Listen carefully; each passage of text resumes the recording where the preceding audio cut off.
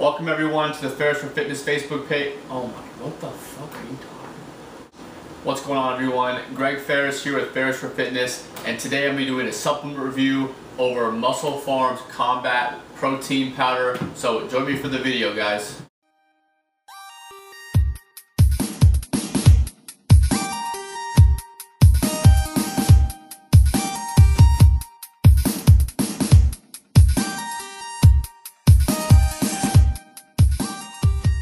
Everyone, this video is long overdue. I told you guys I was going to do this supplement review quite a long time ago, but I'm actually getting to it now because I wanted to actually get, kind of a thorough review and help as many people out as I can. So if you're not familiar with my other supplement reviews, I do have several. They're kind of redundant for some people, but I think they could help a lot of people out as well. So this one is going to be unique because I'm going to talk about Muscle Pharm's Combat Powder. Big fan of this, so I wanted to share with you guys a few of the reasons why I like this product, and again, just some general information I think can be helpful when you're selecting any protein product, right? The first thing I want to talk about in this video is the macronutrient profile of the actual product. I think that's probably one of the biggest things you can think about when you're buying a protein product. Some of them have high fat, super high carb. You have to take into consideration how much protein you're actually getting per serving. So wanted to quickly break that down, guys. I think this will vary a little bit from flavor to flavor, but it shouldn't be too big of a difference. This is the chocolate peanut butter flavor. One scoop is about 35 grams. The total scoop, you're going to get 25 grams of protein, 5 grams of carbohydrate, and 1.5 grams of fat. So again, a lot of companies throw in a little bit of fat, a little bit of carbohydrate for flavoring purposes. Again, the fat kind of has a thicker consistency. Well, 25 grams of protein in a 35 gram scoop, it's pretty good. It's not, as pure as maybe like an Optimum Nutrition or like an Isopure or something like that. But again, usually sacrifice taste a little bit for those other macronutrients. So overall, I'd say it's very good. Nutrient profile of it, and tell them that if that's actually what's in the product, yes, it's solid.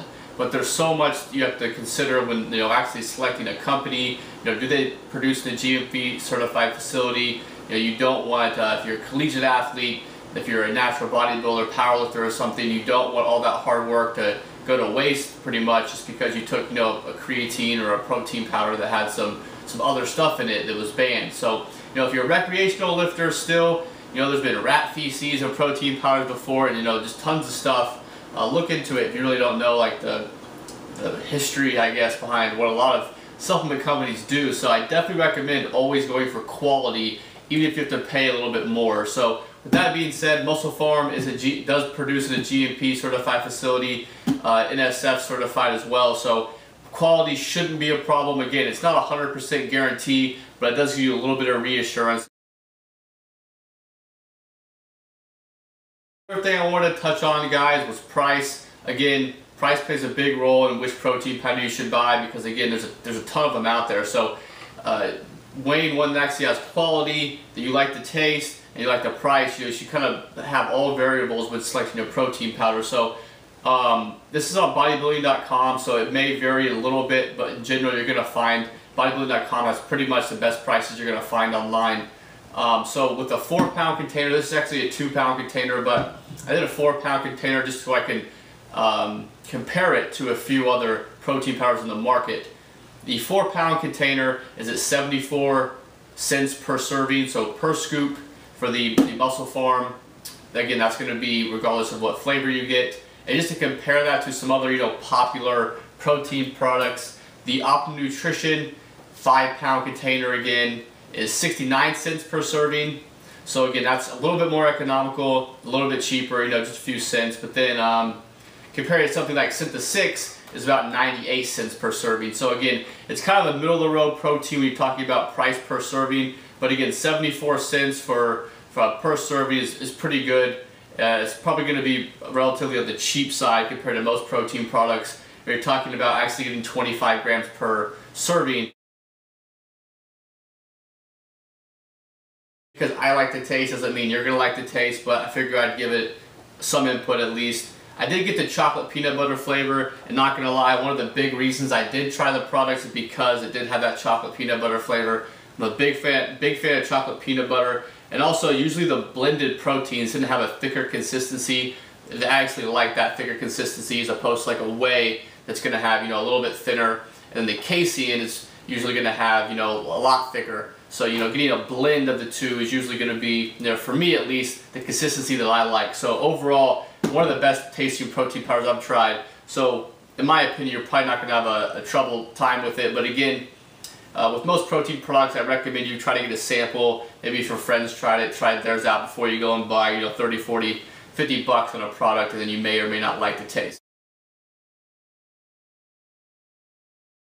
All right, the last thing I wanted to touch on, guys, was how this product's a little bit unique from other ones. Again, I'm not saying this is a huge deal, just something to consider.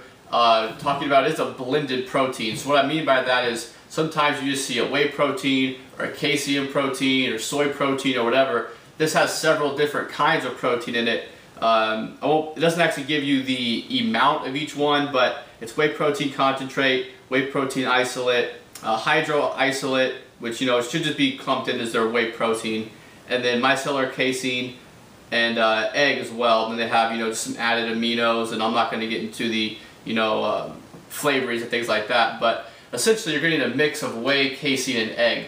How big of a difference that's going to make is probably pretty minimal, but again, whey usually takes care of, you know, enhancing protein synthesis. Casein usually takes care of decreasing protein breakdown. So those two kind of combined provide the optimal environment for building muscle in a sense. Again, how much that's going to make a difference, you know, mixed meals and throughout the day is pretty up to debate. But again, another thing to consider is sometimes whey is really high in certain amino acids and then it's lacking in others, while casein or, you know, any other protein source may be high in those ones that whey is lacking. So you kind of get a variety of amino acid sources. Again, that's why I typically recommend that people get a variety of protein sources and not just, you know, all that from egg or chicken or whey or whatever. So some things to consider if you really want to think about that. And again, like I said, the blended proteins generally, you know, just my opinion, have a little bit thicker consistency and a better taste.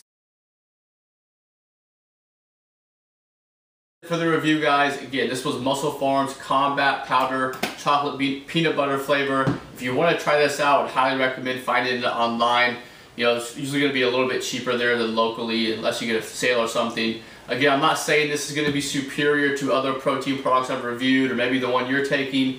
I just wanted to give an objective view about it, about all the things that I've talked about to help, you know, other people make a better decision for themselves. So thank you guys for watching. Again, if you liked the video, make sure to like it. Subscribe to my channel if you like it. Make sure to go like the Fairs for Fitness Facebook page as well. So that's it for the video, guys. Until then, all more good stuff coming soon.